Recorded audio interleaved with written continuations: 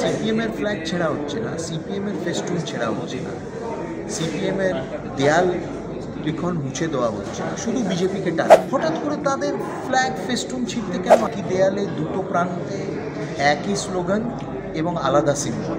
তারা আদৌ প্রতিদ্বন্দ্বী না, পুরো ইন্ডি জোটের এরা সদস্য, ভেতরে ভেতরে পুরো আন্ডারস্ট্যান্ডিং হইতে তারা এক মঞ্চে বসে এক ঘরে বসে মিটিং করে। এটা পুরো সাজানো, there is a pattern in this. এটা পুরো ক্যাম্পেইন, সিপিএম এবং তৃণমূল ক্যাম্পেইনটা খুব সিঙ্ক্রোনাইজড। যে তৃণমূল কংগ্রেসের এই যে ঘাস ফুল, দুটো ফুল, একটি তৃণমূল একটি কংগ্রেস, এবং ঘাস হলো যদি ভোট না দেয় তাহলে পাশে থাকবেন না। কি ধরনের তাহলে জননেত্রী? আপনি বললেন বাংলা বলছেন তাদেরও তাদেরকে তাহলে তৃণমূল কি দুজনকে একরকমভাবে প্রতিদ্বন্দ্বী দেখছে? দেখুন, আমাদের পতাকা ফেস্টুন ছেঁড়া, দেয়াল লিখন মোছা, এটা প্রথম থেকেই তারা করছে হঠাৎ করে।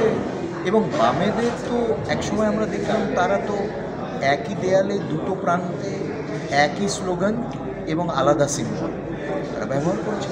হঠাৎ করে তাদের ফ্ল্যাগ ফেস্টুন ছিঁড়তে কেন আরম্ভ করলো? তা এটা পুরোপুরি সাজানো, এটা সম্পূর্ণভাবে সাজানো। কেন? যেহেতু মানুষ বুঝছে যে সিপিএমের ফ্ল্যাগ ছেঁড়া হচ্ছে না, সিপিএমের ফেস্টুন ছেঁড়া হচ্ছে না, সিপিএমের দেয়াল লিখন মুছে দেওয়া হচ্ছে না, শুধু বিজেপিকে টার্গেট করা হচ্ছে। মানুষ এটা বুঝে গেছে। ফুটেজ এবং ব্যালেন্স রাখা, দেখানো যে হ্যাঁ আমরা প্রতিদ্বন্দ্বী, কিন্তু তারা আদৌ প্রতিদ্বন্দ্বী না, পুরো ইন্ডি জোটের এরা সদস্য, ভেতরে ভেতরে পুরো আন্ডারস্ট্যান্ডিং রয়েছে।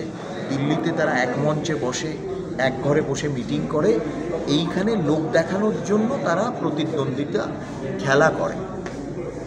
আদৌ তারা প্রতিদ্বন্দ্বী না। এবং এই পুরো যে ঘটনা, হঠাৎ করে তাদের ফ্ল্যাগ ফেস্টুন ছেঁড়া এবং তাদের ওই সভায় বাধা দেওয়া, প্রচারে বাধা দেওয়া, এগুলো সব হচ্ছে সাজানো ঘটনা। এটা পুরো সাজানো, there is a pattern in this, এটা পরিষ্কার।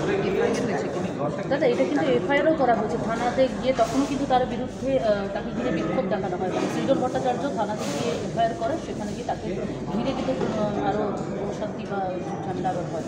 দেখুন, এই ক্যাম্পেইন সিপিএম এবং তৃণমূল ক্যাম্পেইনটা খুব সিঙ্ক্রোনাইজড ওয়েতে তারা করছে। এবং এই যা ঘটনা ঘটল, এটাও সেই সিঙ্ক্রোনাইজেশনেরই পার্ট। খুব সুন্দরভাবে সাজিয়ে একটা সুন্দর প্যাটার্ন রেখে তারা এমনভাবে করছে, মানুষকে তারা ভাবছে, বার্তা দেবে যে না, তারা প্রতিদ্বন্দ্বী, তারা একেবারে প্রতিদ্বন্দ্বী। আমরা বারে বারে বলেছি যে তৃণমূল কংগ্রেসের এই যে ঘাস ফুল, দুটো ফুল, একটি তৃণমূল একটি কংগ্রেস, এবং ঘাস হলো সিপিএম। এটাই হলো তাদের অ্যাকচুয়াল রাজনীতি। প্রকাশ্য জনসভা থেকে আজ সায়নী ঘোষ বলেছেন যে মানুষ যদি ভোট দেয় তাহলে তার পাশে থাকবে, মানুষের পাশে থাকবে। মানে মানুষ যদি ভোট না দেয় তাহলে পাশে থাকবেন না? কী ধরনের তাহলে জননেত্রী, বা কী ধরনের তাহলে তিনি প্রতিনিধি, বা কী ধরনের রাজনীতিবিদ? যদি ভোট না দেয়, কেন তারা এই ধরনের প্রচারও করছে? ভোট না দেয়, যদি না দাও যদি ভোট, আমরা ঘুরেও তাকাবো না। আমরা দেখেছি তৃণমূল কংগ্রেসের বিভিন্ন প্রার্থী এই ধরনের কথাবার্তা বলেছে মানুষের কাছে, এবং সেই জন্যই সেই মানসিকতার প্রতিফলন, মানসিকতাটা বেরিয়ে এলো। তারা এক অভিনেত্রী ছিল যাদবপুরে 5 বছরের জন্য সাংসদ, আবার এক অভিনেত্রীকে ময়দানে নামালেন, কীভাবে দেখছেন? তারা মানুষের পাশে থাকে না, মানুষের পাশে থাকে না, এবং তারা পার্ট টাইম রাজনীতিবিদ। মানুষের পাশে, মানুষের সাথে সংকটের সময় তাদের পাওয়া যায় না, কিন্তু তাদের প্রায়োরিটিস অন্য থাকে। আচ্ছা দাদা, আপনাকে বলছে বহিরাগত, আপনি কতটা যাদবপুরবাসীর পাশে থাকতে পারেন? না, কারা বলছে বহিরাগত, এবং কি তাদের মানে যুক্তি বহিরাগত করা? কারা বলছে? আমি টালিগঞ্জের ভোটার, 2 হলো যাদবপুর বিশ্ববিদ্যালয় থেকে পড়াশোনা করেছি। এবং কারা বহিরাগত বলছে? যারা ইউসুফ পাঠানকে আমদানি করলো গুজরাট থেকে, কীর্তি আজাদকে বিহার থেকে, শত্রুঘ্ন সিনহাকে বিহার থেকে, লুইজিয়ানা ফারেলোকে রাজ্যসভায় পাঠালো গোয়া থেকে, সাকেত গোখলেকে মহারাষ্ট্র থেকে রাজ্যসভায় পাঠালো পশ্চিমবঙ্গের কোটা। এরা বহিরাগত বলছে। সুস্মিতা দেব, যিনি শিলচরে থেকে তিনি করেছেন রাজনীতি, আগে থাকতেন দিল্লিতে, তাকে রাজ্যসভায় পাঠালো। এরা বহিরাগত বলছে কি আমাদের? সুগতবাবু এখান থেকে যাদবপুর থেকে নির্বাচিত হয়ে হারওয়ার্ডে গিয়ে পড়াতেন। মানুষের পাশে তাকে দেখা যায় 5 বছর যে তিনি এমপি ছিলেন।